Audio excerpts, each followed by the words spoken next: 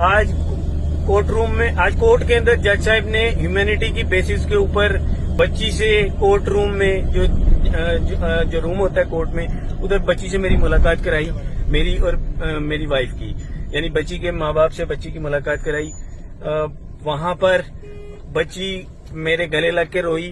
اس نے جو ہے میں نے اسے جب پیار سے سارا اس کے اوپر جو انڈر پریشر سٹیٹمنٹس دیتی رہی تھی، میں نے اسے پیار سے بات کی، پیار سے سینے سے لگ کے میرے روئی۔ اس کے بعد میں نے اسے کہا کہ جج صاحب کے سامنے چل کے بیٹا اسٹیٹمنٹ دے دو کہ میں اپنے گھر والوں کے ساتھ جانا چاہ رہی ہوں۔ اس نے کہا ٹھیک ہے۔ اتنی دیر میں پولیس وہاں کھڑی تھی سامنے، وہ دیکھ رہی تھی لیڈی پولیس والی، اور اتنی میں دیر میں پولیس والے آئے ہیں۔ انہوں نے کہا جناب آپ کا ٹائم پورا ہو گیا، بس اتنا ہی تھا۔ ابھی میں 5-7 منٹ کا ٹوٹل ٹائم ملاقات ہوئی تھی۔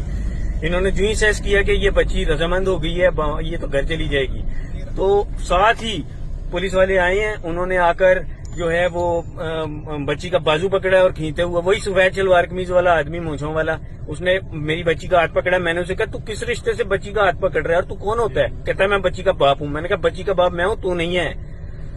خیر وہ کھینچتے ہوئے بچی کو لے گئے۔ میں بولتا رہا وہاں پہ بچی جج کے آگے اسٹیٹمنٹ دینا چاہ رہی ہے، جی بچی کو جج صاحب کے سامنے لے کے جایا جائے۔ انہوں نے کہا جی کوئی اسٹیٹمنٹ نہیں، بچی کی اسٹیٹمنٹ ہوگی، بس ہم جا رہے ہیں اسے لے کر۔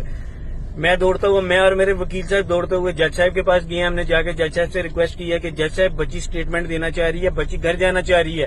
جج صاحب نے کہا جی کوئی اسٹیٹمنٹ نہیں، اسٹیٹمنٹ ہو گئی، بس ختم، اسٹیٹمنٹ ہو گئی۔ بار بار اسٹیٹمنٹ روز اسٹیٹمنٹ نہیں ہوتی۔ میرا سوال ہے جی بچی اس دن انڈر پریشر تھی، اس نے جو بولا ڈر خوف میں بولا، آج وہ بول رہی ہے میں اپنے ماں باپ کے گھر جانا چاہ رہی ہوں، ان کے ساتھ جانا چاہ رہی ہوں، میری بات ہی کوئی نہیں سن رہا۔ یہ کون سا ظلم ہے بھائی؟ کون سے ملک میں بیٹھا ہوں؟